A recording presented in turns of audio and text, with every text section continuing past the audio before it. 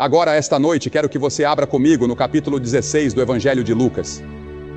A partir do versículo 19, há uma história que Jesus contou. Havia um certo homem rico que se vestia de púrpura e linho fino e vivia todos os dias em grande luxo. E havia também um certo mendigo chamado Lázaro, que jazia à sua porta, cheio de feridas, e desejava alimentar-se com as migalhas que caíam da mesa do rico. Além disso, os cães vinham e lambiam suas feridas. E aconteceu que o mendigo morreu e foi levado pelos anjos ao seio de Abraão. O homem rico também morreu e foi sepultado. E no Hades, ergueu os olhos estando em tormento e viu ao longe Abraão e Lázaro em seu seio. E clamou dizendo: Pai Abraão, tem misericórdia de mim e envia Lázaro para que molhe a ponta do dedo em água e refresque minha língua, porque estou atormentado nesta chama. Mas Abraão disse: Filho, lembra-te de que, em tua vida, recebeste teus bens, e Lázaro, do mesmo modo, males. Agora, porém, ele está consolado, e tu estás em tormento. E além de tudo isso, entre nós e vós, há um grande abismo fixo, de modo que os que quisessem passar daqui para vós, não poderiam, nem os de lá passar para cá. Então ele disse: Rogo-te, pois, ó Pai, que o envies à casa de meu pai, pois tenho 5 irmãos, para que lhes dê testemunho, a fim de que não venham também para este lugar de tormento. Abraão lhe disse: Tem Moisés e os profetas, que os ouçam. E ele disse: Não, pai Abraão. Mas se alguém dentre os mortos fosse até eles, se arrependeriam. Mas ele lhe disse: Se não ouvem Moisés e os profetas, tampouco se deixarão persuadir, ainda que alguém ressuscite dos mortos. Bem, estou aqui esta noite não para dizer, vá para o inferno, mas sim, vá para o céu. E estou insistindo para que você não diga, estarei condenado, mas sim, serei salvo. E nesta história, a palavra inferno é usada, traduzida assim em nossa versão autorizada, embora na verdade seja Hades, pois o Hades aparentemente tinha 2 compartimentos. Um era chamado paraíso e o outro era chamado lugar de tormento. E aparentemente podiam ver uns aos outros através do abismo que os separava. E a palavra inferno hoje é constantemente usada como um palavrão. Você a ouve na televisão, vê nos filmes, nos escritos das pessoas, ouve no trabalho e na escola. A Revista Católica dos Estados Unidos, na edição de maio deste ano, 1983, fez uma pesquisa entre os americanos e chegou ao número de 86% dizendo que acreditavam na existência do inferno. Você consegue imaginar isso? 86% dos americanos acreditam que existe um inferno. No entanto, você nunca poderá entender o inferno sem primeiro compreender o grande amor, misericórdia e graça de Deus. E o inferno nunca deveria ser pregado por nenhum pregador sem lágrimas. Já ouvi alguns pregadores falarem sobre o inferno como se estivessem felizes por ele existir e felizes por pessoas estarem indo para lá. Mas eu não sou assim. Eu não gosto de pregar sobre isso. Eu faço isso apenas porque sou ordenado pelas Escrituras a pregar a palavra. E é contra o pano de fundo do amor, misericórdia e graça de Deus que eu devo pregar. Veja, o inferno não foi feito para o homem. O inferno foi criado para o diabo e seus anjos. Mas alguns tomaram liberdade na imaginação e distorceram a ideia do julgamento futuro. Isso faz com que algumas pessoas digam que Deus não é um Deus de amor, distorcendo o conceito bíblico do amor de Deus. Uma senhora disse há algum tempo: eu odeio a própria ideia do inferno. Eu também. E também odeio o pecado que leva as pessoas para lá. Eu odeio a guerra. Eu odeio o fato de que há pessoas passando fome no mundo. Mas a guerra é uma realidade no Líbano e em outros lugares. E a fome é uma realidade no nosso mundo. Infelizmente, odiar isso não muda os fatos. E odiar a morte não muda o fato de que um dia eu vou morrer. Paulo escreveu a Timóteo e disse: prega a palavra. E se eu devo ser fiel ao meu chamado como ministro do Evangelho de Jesus Cristo, devo incluir nessa palavra o que nosso Senhor Jesus Cristo ensinou sobre o inferno. Um clérigo disse que se ele mencionasse o inferno no púlpito, as pessoas o demitiriam. Bem, eu sei que lá na Carolina do Sul cheguei a um lugar, anos atrás, onde havia 16 placas de redução de velocidade e placas de pare, porque tantas pessoas haviam morrido naquele cruzamento. Agora, é errado o estado da Carolina do Sul colocar esses sinais e avisar as pessoas? É errado eu te alertar esta noite sobre o que Jesus ensinou e o que a Bíblia ensina de capa a capa? É errado um homem agitar uma lanterna para parar as pessoas em um cruzamento ferroviário? É errado erguer a bandeira e avisar sobre o julgamento que está por vir? Lembro-me de anos atrás, quando estávamos no Mississippi, havia um trecho de estrada e veio um daqueles terríveis tornados. Uma ponte foi arrastada pela enxurrada, e um homem, ao ver o que havia acontecido, saiu à noite e tentou acenar para os carros com seu lenço molhado e uma lanterna, mas nenhum deles parou. 5 carros caíram e todos os ocupantes morreram.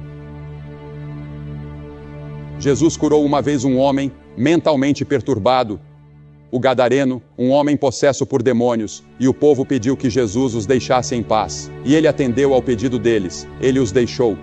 Você não precisa ouvir este sermão hoje à noite.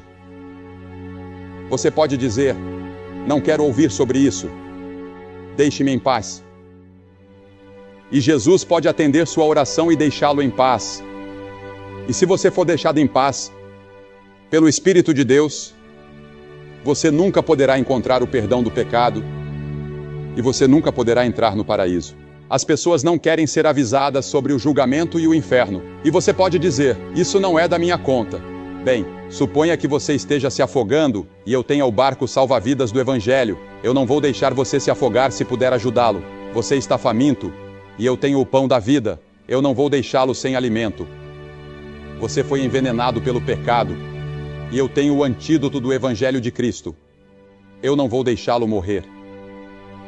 Você está perdido na escuridão e eu tenho a luz do Evangelho. Eu não vou deixá-lo sozinho. Você está em cativeiro e eu falarei a verdade que pode te libertar. Você está doente e eu falarei a verdade que pode te trazer cura. Você está em um caminho largo que leva à destruição e eu falo a verdade que pode te transferir para o caminho estreito que leva à vida eterna. Você está em um mar tempestuoso e revolto e eu falo a verdade que pode te levar ao porto seguro. Algumas pessoas dizem que não estamos realmente perdidos. O diabo disse isso a Eva no jardim do Éden. Quando Deus disse, se comer do fruto daquela árvore proibida, você certamente morrerá. O diabo sussurrou em seu ouvido, através da serpente, e disse, certamente não morrerás. Isso é chamado de universalismo. Em outras palavras, todos estão salvos, só não sabem disso. Hoje, há uma forma sutil de universalismo que está se espalhando, até mesmo entre grupos evangélicos, dizendo que ninguém realmente morrerá, que não existe inferno. Mas eu acredito que há, de acordo com os ensinamentos da Escritura. Creio que isso é intuitivo. Acho que o homem, em qualquer parte do mundo, sente que um dia terá que prestar contas e sofrerá de alguma forma pela vida desobediente que viveu aqui. E Jesus ensinou isso constantemente. Ninguém na Escritura falou mais sobre o inferno do que Jesus. Ele disse, todo aquele que disser, tolo, estará em perigo do fogo do inferno. Mateus 5:22. Ele disse em Mateus 13, o Filho do Homem enviará os seus anjos, e eles ajuntarão do seu reino todos os que servem de tropeço, e os que cometem iniquidade, e os lançarão na fornalha. Ali haverá pranto e ranger de dentes. Em Mateus 25:41 ele disse, então dirá também aos que estiverem à sua esquerda, apartai-vos de mim, malditos, para o fogo eterno, preparado para o diabo e seus anjos. E ele disse, se a tua mão direita te faz pecar, corta-a, pois é melhor entrar na vida manco do que, tendo as 2 mãos, ser lançado no inferno. Ele ensinou que é melhor passar pela vida com um olho, uma mão ou uma perna, a menos do que ir para o inferno com tudo. A Bíblia ensina que existem pelo menos 3 tipos de inferno. Primeiro, há o inferno no coração. Milhares de pessoas aqui esta noite têm o inferno dentro de si. E é aí que tudo começa. Grande parte do mundo assume que a natureza humana é boa, mas a Bíblia ensina que por natureza somos maus. Somos egoístas, pecadores, rebeldes e perdidos no pecado. Em pecado me concebeu minha mãe, disse Davi. Somos todos pecadores e nascemos em pecado. E quando chegamos à idade da responsabilidade, talvez aos 7, 8, 9 ou 10 anos, escolhemos pecar. Então nos tornamos pecadores por prática e continuamos a pecar, mesmo tendo computadores. Hoje usamos computadores para fraudes e todo tipo de coisa errada. E então há tudo isso que vemos, com autoridades procurando por plantações de maconha nas florestas e em todos os lugares, porque as pessoas estão plantando por toda parte. E qualquer comitê de investigação que você nomeie, ao final, sempre descobre algumas cobras. Porque a natureza humana é má, a natureza humana é corrupta. E é por isso que precisa de redenção, precisa ser transformada, precisa do novo nascimento. E foi para isso que Cristo veio. Existe o inferno no coração, o inferno da culpa. Um homem me escreveu há algum tempo dizendo que estava traindo sua esposa, vivendo parte do tempo com outra mulher em outra cidade. E ele disse: estou vivendo no inferno. Ele se viu preso nessa situação e aquilo era um inferno para ele. A Bíblia ensina que há um inferno ardente e destruidor no coração humano. As mesmas pessoas que parecem tão boas, saudáveis e corretas, podem da noite para o dia se transformar em assassinos cruéis e maníacos. Conheço uma mulher distinta, bonita, cujo marido era um dos líderes da comunidade, e sem quase nenhuma provocação, enquanto ele dormia, ela pegou uma pistola e o matou. Agora, ela está na prisão. E lemos sobre casos assim todos os dias nos jornais. Pessoas que eram consideradas boas e respeitáveis fazem coisas que jamais imaginaram que fariam. Existe o inferno da culpa dentro do coração. Depois, há o inferno da inquietação. A Bíblia diz: os ímpios são como o mar agitado. Neste último verão, estivemos na Europa, em Amsterdã, para aquela grande conferência de evangelistas itinerantes, que acredito ter sido uma das maiores conferências da história da igreja cristã. No entanto, encontramos muitas outras pessoas que estavam lá apenas buscando algo, mas sem saber o que. Vi americanos, japoneses e pessoas de várias partes do mundo correndo como se suas vidas dependessem disso. Não sabiam para onde iam, nem o que estavam fazendo. Apenas corriam, tentando encontrar descanso e paz. E existe também o inferno da luxúria. Aquela que vive nos prazeres está morta enquanto ainda vive. Outro dia, alguém me perguntou o que significa a palavra luxúria. Falarei um pouco mais sobre isso amanhã à noite para os jovens, mas luxúria não significa apenas olhar para um homem ou uma mulher e admirá-los. Significa que se tivesse a oportunidade, você cometeria imoralidade. Em outras palavras, você deseja tanto que se tivesse a chance, cederia. E muitas pessoas vivem em fantasias, desejando no coração aquilo que não deveriam. Depois, há o inferno do ódio. Esse inferno do ódio tem causado guerras, tumultos e todo tipo de conflito. O inferno se manifestou na terra. E por fim, existe o inferno do futuro. E esse inferno futuro é uma continuação do inferno que já existe agora no coração, no lar e no mundo, exceto que ele nunca acaba. Como mencionei antes, Jesus falou mais sobre o inferno do que qualquer outra pessoa na Bíblia, mas ele nos advertiu para fugirmos dele. O próprio fato da existência do inferno torna o amor de Deus ainda mais impressionante e glorioso. O inferno foi preparado para o diabo e seus anjos, mas escolhemos ouvir o diabo, seguir o diabo, fazer o que ele diz. E mesmo assim, Deus nos ama tanto que criou um plano para nos salvar, para que nunca precisemos passar um único dia no inferno. Agora, qual é a natureza do inferno? Bem, existem muitos mistérios em torno desse assunto, mas essencialmente, o inferno é a separação de Deus. O pecado nos separa de Deus, e essa separação continua pela eternidade. Jesus usou 3 palavras para descrever o inferno. Ele usou a palavra morte. Deus é vida, e estar separado de Deus é estar morto, espiritualmente morto, separado da vida de Deus. Depois, ele usou a expressão trevas exteriores. Deus é luz, e no inferno estamos separados da luz, vivendo na escuridão. E então, ele usou a palavra fogo. E já me perguntei muitas vezes se esse fogo não seria um fogo interno, uma sede insaciável por Deus, um desejo de comunhão com Deus que nunca pode ser satisfeito. Rejeitamos Deus, viramos as costas para Ele e nunca mais podemos conhecê-lo. Essa história nos mostra que aquele homem não teve uma segunda chance. Mostra também que no inferno ele se tornou evangelístico. Ele queria alcançar seus irmãos. Pense nisso, ele estava no inferno. e queria que alguém fosse até sua casa avisar seus irmãos para que não fossem para lá, para que fizessem qualquer coisa, menos ir para aquele lugar. E aqueles que já partiram, que talvez estejam sofrendo as dores do inferno agora, se pudessem estar aqui hoje à noite, diriam a você: afaste-se, não venha para cá.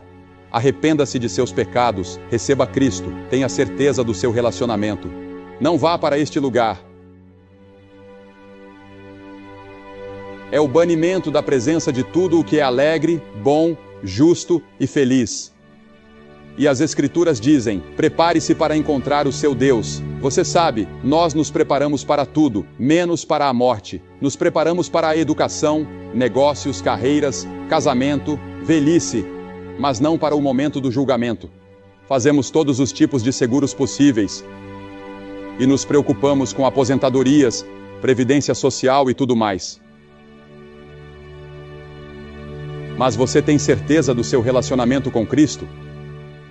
Está determinado que o homem morra uma só vez, e depois disso vem o juízo. A morte é um acontecimento que cada um considera antinatural para si mesmo, mas natural para os outros. Sabemos que o outro homem vai morrer. Sabemos que o câncer vai atingir outra pessoa. Sabemos que aquela outra pessoa pode morrer de ataque cardíaco ou em um acidente de carro amanhã, mas não eu. E vivemos como se fôssemos viver assim para sempre, mas não vamos. Em pouco tempo, tudo isso acabará para todos aqui. E você estará na eternidade. Onde estará? Banido de Deus? Ou com Cristo no paraíso? O homem na cruz que estava morrendo com Jesus era um terrível pecador. Ele merecia ser crucificado. Ele merecia o castigo de acordo com a lei. E ele reconheceu isso. Então ele se voltou para Jesus e disse: Senhor, lembra-te de mim quando entrares no teu reino. Foi só isso que ele disse. Lembra-te de mim? Ele não teve tempo de ser batizado. Não teve tempo de se tornar membro de uma igreja. Não teve tempo de fazer nada, exceto simplesmente crer. E Jesus disse: hoje estarás comigo no paraíso. Pense nisso. A primeira pessoa que Jesus levou para o paraíso com ele foi aquele ladrão, aquele assassino, aquele homem que merecia o inferno. Mas na cruz, Cristo estava morrendo por pessoas como ele. E Cristo estava morrendo por pessoas como você. E as pessoas mais difíceis de alcançar não são aquelas como ele. Elas sabem que são pecadoras. Elas sabem que precisam de Deus. São pessoas como algumas de nós aqui esta noite, bem vestidas, vamos à igreja, temos um pouco de religião, mas não é a primeira coisa em nossas vidas. Não é a coisa mais importante em nossas vidas. E temos apenas religião suficiente para nos impedir de receber uma verdadeira dose de salvação em Cristo. Você foi imunizado e sente que não tem uma necessidade espiritual. E aquela pessoa que diz que é feliz, que tem uma boa renda, um bom emprego, uma boa família e tudo mais. Eu não preciso de Deus. Eu não preciso de Cristo. Para que eu preciso dele? Você vai precisar dele, irmão e irmã. Você vai precisar dele desesperadamente em breve. É melhor vir agora enquanto tem oportunidade.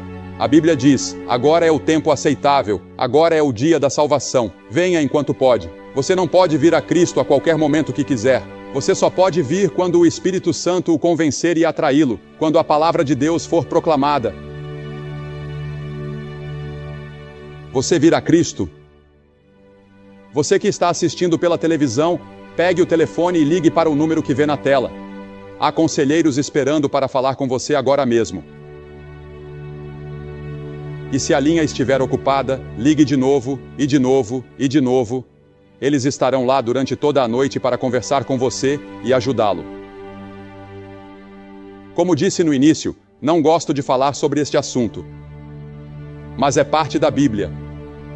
E é uma parte importante dos ensinamentos de Jesus Cristo. E não estou dizendo essas coisas por mim mesmo. Estou apenas transmitindo a você o ensinamento de Cristo, o que Jesus ensinou. E faço isso com o coração quebrantado. Eu gostaria que não existisse inferno, mas ele existe. Eu gostaria que não existisse pecado, mas ele existe. Eu gostaria que não houvesse assassinatos, guerras e tudo mais, mas há. E há um inferno. Mas graças a Deus existe um céu, há um paraíso. E é lá que Jesus está. E quero lhe dizer hoje à noite, eu sei para onde estou indo. No momento em que você ler no jornal que Billy Graham está morto, você saberá que ele está mais vivo do que nunca. Eu estarei no paraíso e estou ansioso por isso.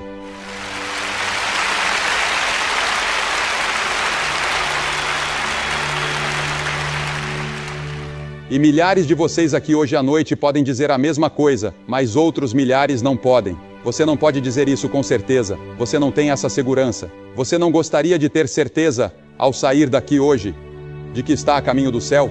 De que está a caminho do paraíso com Cristo? Você pode ter essa certeza. A Bíblia diz essas coisas. Escrevo para vocês que creem no nome do Filho de Deus, para que saibais que tendes a vida eterna. Paulo disse: estou certo de que ele pode guardar tudo o que entreguei a ele para aquele dia. Eu sei. Você pode saber. Você diz: bem, Billy, o que eu teria que fazer? Tudo bem, você teria que fazer 3 coisas. Primeiro, deve se arrepender dos seus pecados. Arrependimento significa mudar sua mente, mudar seu jeito de viver. Deixe Cristo entrar e ajudá-lo a mudar. Ele ajudará você a fazer a mudança. Você não pode mudar por si mesmo, você é fraco. Mas se você disser: Senhor, estou disposto, Ele o ajudará. E a segunda coisa é, pela fé, receber Cristo, que morreu por você e ressuscitou. Pela fé. Você não pode entender tudo, mas você vem pela fé e confia. E coloca sua total confiança nele, somente nele. E então, em terceiro lugar, você o obedece, segue-o, serve-o, trabalha por ele e faz todas as boas obras que puder por amor a ele, em seu nome, ajudando o seu próximo, amando o seu próximo. Nisto todos conhecerão que sois meus discípulos, se tiverdes amor uns pelos outros. Você está disposto a fazer isso? Hoje à noite vou pedir que você faça algo que vimos centenas de pessoas fazerem aqui em cada culto, desde que chegamos a Sacramento. Vou pedir que você se levante do seu lugar e venha ficar na frente do palco e diga: ao vir, quero saber que estou indo para o céu. Quero saber que meus pecados estão perdoados. Quero saber que estou pronto para encontrar Deus. Se você está com amigos ou parentes, eles vão esperar. Você vem e fica aqui na frente. E depois que você vier, vou dizer algumas palavras a você, orar com você, lhe dar alguns folhetos, e você pode voltar e se reunir com seus amigos. Simples. Mas toda pessoa que Jesus chamou no Novo Testamento, Ele chamou na frente de outras pessoas. Ele chamou publicamente. Há algo em vir à frente de maneira aberta e pública que ajuda a resolver isso. Você pode ser um líder em sua igreja, mas não tem certeza. Há algum tempo, tivemos um bispo que veio à frente publicamente para tomar uma decisão. Ele disse: eu só queria ter certeza. Você precisa ter certeza hoje à noite e você vem. Ou talvez você nunca tenha recebido Cristo antes. Venha e resolva isso hoje à noite. Você pode fazer isso agora, rapidamente. Basta se levantar do seu lugar. Centenas de vocês de todos os lugares. Você pode estar no coro lá em cima. Leva cerca de 2 minutos para vir. Então se levante e venha. Vamos esperar por você.